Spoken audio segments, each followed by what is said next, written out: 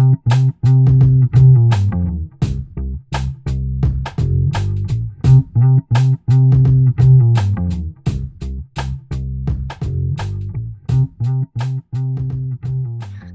morning.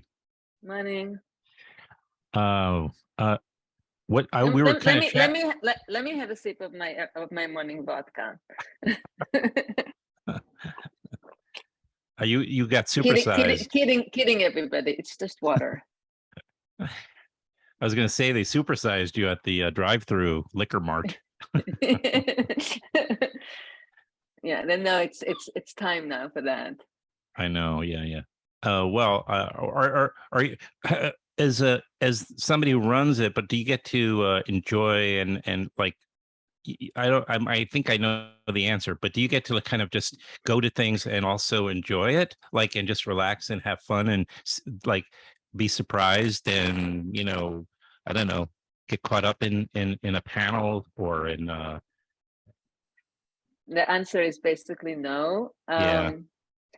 I I mean, I don't know if you've, I mean, the way I do the festival, and everybody does it differently, I'm sure, but I sort of try to be in a lot of places at the same time. Yeah.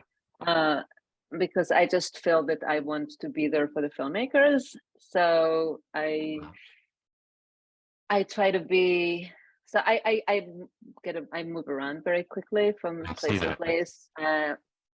And I mean, I do stop every now and then, and I stop at the hospitality lounge every now and then. I suddenly, and at the end of the day, when I get to a party, then it's a party. But I usually don't stay that long at those parties because I have a very long day ahead of me. Yeah. It's sort of So like yeah. I mean, I love seeing all the filmmakers, and I love when they are happy or excited or good things happen to them, or they meet someone who they really wanted to meet, or they get a great response from the audience. I mean, that makes me happy. And knowing that they're having a good experience, it really is all about the filmmakers and about the audience exchange with the filmmakers and what they all get from each other. So it's yeah, so that's one of the things that are rewarding for me in the experience. So right, this Woodstock really is a place. I guess then it's a filmmakers festival in that sense. It really is. It really is. I just sent earlier, like yesterday, I put together a number of roundtable opportunities for filmmakers where emerging filmmakers can meet with accomplished industry members. So Right. I usually set up a number of those, and Dating for filmmakers. yeah, well, it's not like it's across. It's not fully speed dating because it's not one-on-one. It's a Okay. small group with someone, and they take their time. So it's a little different, but in principle, it's similar. And Well, it works on multiple levels yeah, because they get to learn from them and, maybe from some experiences and right. And at the same time, it's also a great networking opportunity for very filmmakers. good. Yeah, but yeah, very very good networking opportunity, and that's part of what the festival is about, is to really afford those very accessible networking opportunities for filmmakers. Um, the Woodstock Film Festival is an intimate setting, and it's very very democratic. So everyone can easily access others, and they do. So, and if they need help, myself and others are here to help them. So it is very very good for networking. Mhm. Yes. There we go. That's really great design. I could have worn the t-shirt this year, but I didn't want to be overdo it. But there you go. September 28th to October 2nd. I'm on the radio. I've been, like I mentioned to you, I've been every day I've been at the film.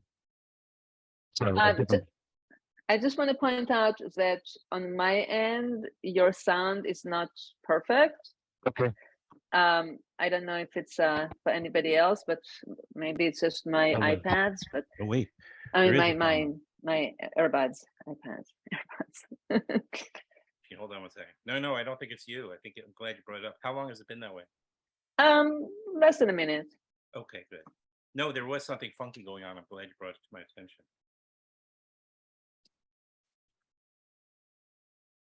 I should wear my head. Okay, that's better, right? All fixed, right? Sounds perfect now. Okay, yeah. Let me know if that happens again. But I should put on my. One way I could avoid that is if I wore headphones. I don't like wearing them when I'm doing this. It just. Yeah, but makes you look more professional. Why not? I need all the help I can get. This way, you don't have to be responsible for it. But if it goes out again, I can always fix it. Let's see. There we go. Oh, I do have a nice voice. Looking good. But why don't I hear you through it? Anyway. Well, you do need to hear me. Here. Hello, check. I hear you loud and clear. Okay. All right. Here we go. How long have you been playing the guitar?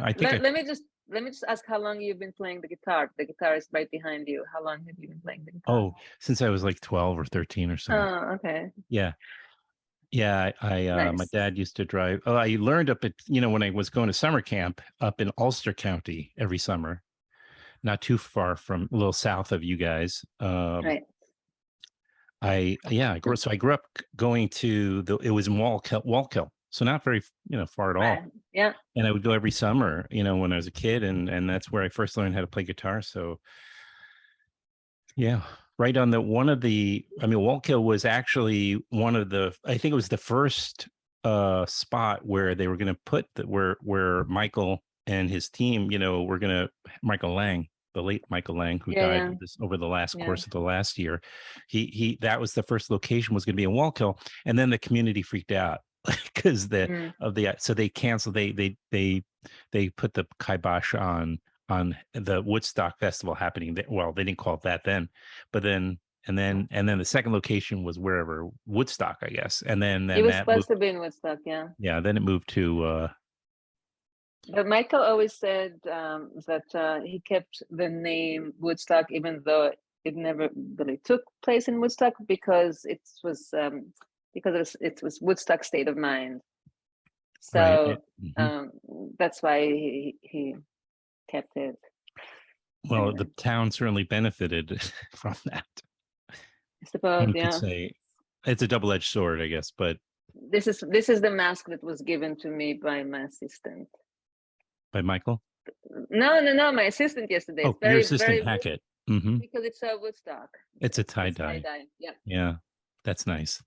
And those two terms are forever connected, right? Tie-dye and Woodstock are, for better for worse. I've never seen you in tie-dye, but that's you're not going to. I never will.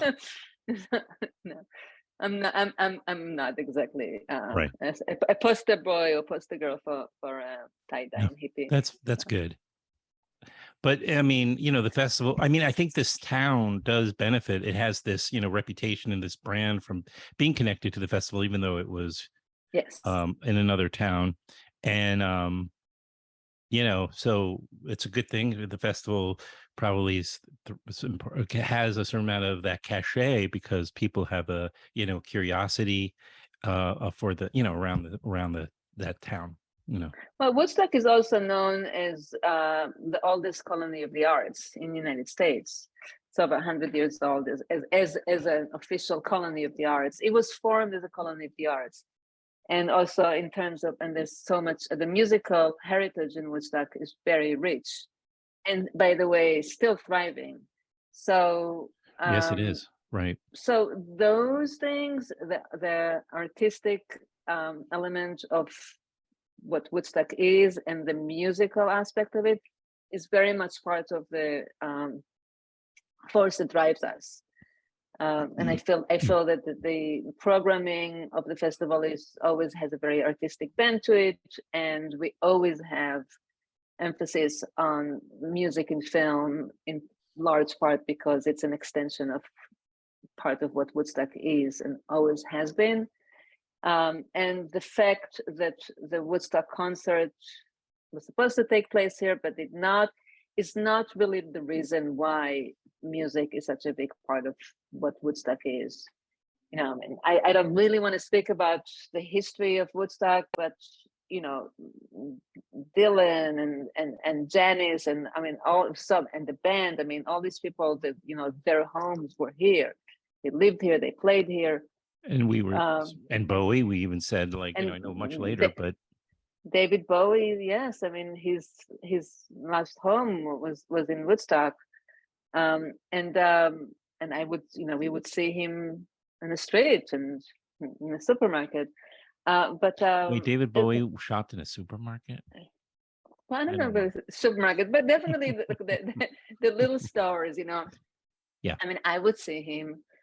But there's also today there's a thriving musical existence in Woodstock, and very, very thriving. And in fact, one of the events that we're doing at the festival is a musical performance at Levon Helm Studios, which is an iconic studios where Levon used to hold his very famous Midnight Rambles for years until he passed. And that tradition continues there. It's a beautiful, beautiful venue. Which film is connected to that music event? It's called The Ballad of Clem Snide. Clem Snide. And Clem Snide is a musician, and that particular record was produced by Scott Avett from the Avett Brothers, and Scott is throughout the whole film, and Scott Avett and Clem Snide will give a full live performance immediately after the showing of the film at Levon Helm Studios. So that's going to be a nice special event. That is great. Yeah.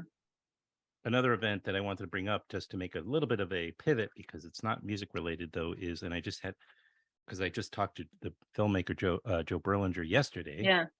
And I'm going to be posting that today, because one of his 400 projects he's developing is premiering today on Peacock. But is the 30th anniversary of Brothers Keeper. Now, do you know? Well, I'm sure there are a couple that happen every so often, but do you know who hosted a 20th anniversary screening of that with Joe Berlinger to a sold-out crowd? No, who? Filmwax. Oh, nice. 10 years ago, Joe and I did a screening at the 92nd Street Y Tribeca, which isn't there anymore. But there was this place downtown. They had I remember that place. Yeah. And I hosted a Filmwax 20th anniversary screening. It's 10 years later. It's just unbelievable. But you'll be doing that. And with live musical performance also, because that's true. I forgot there is a musical component. As it happens, the musicians who scored the music for the film, Jay Unger and Molly Mason, live in Woodstock. Right. And they are the parents of the Mammals, or at least half the Mammals. Yes, exactly. I mean, they're great. They're really, really great. And they're going to perform a couple of songs from the film. It's just before the film starts. So that's going to be, it's definitely going to have a musical band, even though the film has nothing to do that's with music. I almost forgot about that. That's at the Woodstock Playhouse. I'm not wearing my glasses, but it's on you tell me, because I'm here, not looking at the Saturday, October 1st at 4:45. Okay. Yeah, and we mentioned the other event, which I should also bring up, because although I can, where is our assistants? Both of them. Where's what are you looking for? Well, I was looking for the at Levon's studio. Oh, Levon. I know that by heart. Oh, you know that one? It's on Thursday, September 29th at 9 p.m. Okay. At Levon, and you can get tickets now just through Levon Helm Studios website. Right. Standing room only. The sitting tickets are seated tickets are already sold out. Right. Now, for anybody watching, Meira and I never planned what we were going to talk about. These are just things that have been coming up through a conversation. This is only barely scratched the surface of what kinds of experiences people can have at a festival like Woodstock, which is so, as you said, infused with film, of course, music. I mean, it's Panels, really, really great panels. panels. Well, I just meant like, yeah, and conversation and Yeah. filmmakers, engage with each other and the audiences. So it's going to be tons of fun. And you can go to woodstockfilmfestival.org to not only see the full slate of films and all the panels, but you can also buy the tickets for those things. And you Yeah, should do it yes, if they're going to please. sell out. I mean, some things are sold out, but most are not. I'm hoping Right. that they'll sell out before the festival, but Things are picking up though. most are not. Oh yeah, That's great. certainly. Yeah, And it's but most are not. So if your listeners, your viewers would like to come and check out some of the films, and I always, by the way, say that, I mean, I encourage people to do a sampling so that you yeah. see a couple of documentaries, a couple of narratives, some shorts programs, go to a panel, go to the award ceremony. We have an amazing award ceremony this year. Mm-hmm. We're honoring Ethan Hawke and Aquafina and Deborah Granick and Ariana Bacom. And these are all really, really great individuals. So I'll be just there. come and do have an eclectic experience, which Right. is And what I always recommend also is, do your research, but also just have a couple of, if you're really going to a bunch of things, just throw in a couple of wild card screenings. I always say, like, in totally. other words, just go with it, just choose things almost arbitrarily because they've all been carefully selected by a very elite, I'm very sorry, by a very elite group of programmers named Meira Blaustein. So elite. Well, I'm I couldn't drinking believe that. vodka. We met for tea, Yeah. iced tea earlier in the summer, and I was like, there's got to be you just hide them in a basement somewhere. There's got to be a programming committee, a selection committee, and because I know you have screeners, but those are We people have a that lot of kind of screeners. filter out a lot of Yeah. the submissions, because anybody can submit films, and and then they make recommendations based on the quality of those submissions. However, you also have to go out into the world and seek out films for multiple priorities that you have. You have to have this. You have to program this kind of film and that, and you have to have a couple of these that are going to get distribution and have a premiere or two or this or that. So, you have to also actively select or, try to. And I'm just thinking, surely though, to watch all these films from the various festivals, you got to have a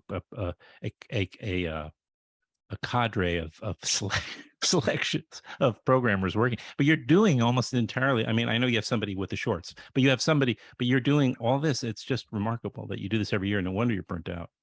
I shouldn't say you're burnt out. That's terrible. I'm not I'm sorry. not burnt out. I'm just sorry. exhausted. Yeah. But But I'm when not you burnt get there, out. you're for the 4 or 5 days, rather, you're all like you're floating on adrenaline and enthusiasm. So that's the Yeah. good part. It's exciting. But then how do you feel? I always mean to ask you, how do you feel on Monday morning? Monday morning I usually stay in bed. Yeah. That's a Monday morning is a very good day. Oh, it is. Okay. Very good day. I'm so Okay. happy. I'm just staying. I don't have to get up early. I'm staying in bed. Yeah. Tuesday I'm back and working. It's like I Well, take one day to just. that's I mean, I'm crazy. still like my laptop is Right. with me. And there Yeah, is, it's not and like I'm people not should know working. that, sorry, people should also know you do programming throughout the year. It's not like it's just yeah. Well, again, the festival runs from September 28th, Wednesday, September 28th through Sunday, October 2nd in Woodstock, in Rosendale. In their events, not just screenings, but events also in I said Rosendale, Kingston, right? You've got things going on, whether they're parties or they're About the award ceremonies. the award ceremony. Yeah. And what else? What am I leaving out? Saugerties, of course. Yes, absolutely. Did I get all the towns? Well, Saugerties, Kingston, Woodstock, and Primarily. Rosendale. Yes. Yeah, I think that's good, though. I mean, I know that you'll probably be back in. And by the way, I think it would look great if you can even extend further north up to Catskill in the future, whether that's next year or sometime. It's a beautiful theater. Catskill's a great town. I've gotten very used to being there, and I think it's great. It's a little far. I mean, if you're going from Rosendale to it's Catskill, far from it's not a big, far for people in Hudson. It's far no, for Right. people in Yeah. Rosendale. Yeah, depends But where I you're like coming from. it's a good flow right now. I mean, I know Rhinebeck is historically we're not having events again in Rhinebeck, but I think there's a nice flow of Yeah, where yeah.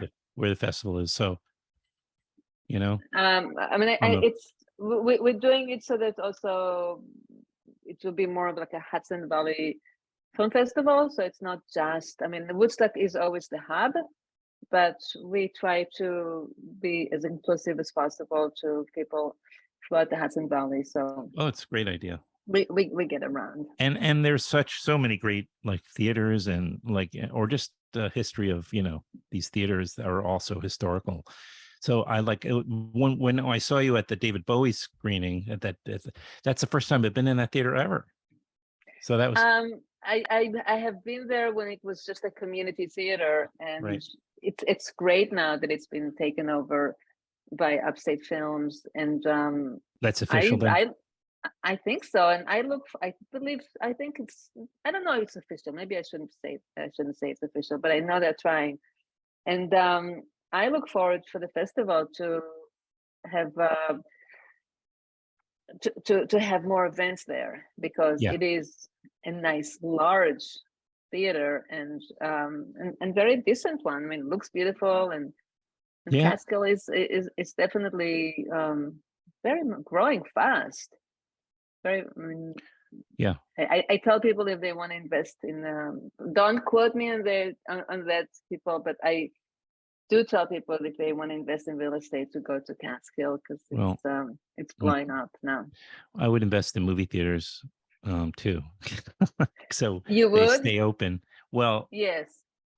what I'm seeing is very hopeful signs. So anyway, that is another podcast we can do, talking about that part of it. But Yeah.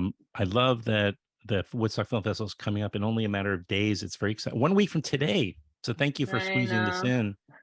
If unless there's anything else that you really feel like, I mean, you want to talk No, about, but we didn't speak about, we barely spoke about any specific films, but I guess I that's know it. another kind of a conversation, so it's fine. Yeah, Just I think that's uh, intentional on my part yeah, because I do it, but then you're always leaving out people or films rather. And then also, I do want to really put less of an emphasis on.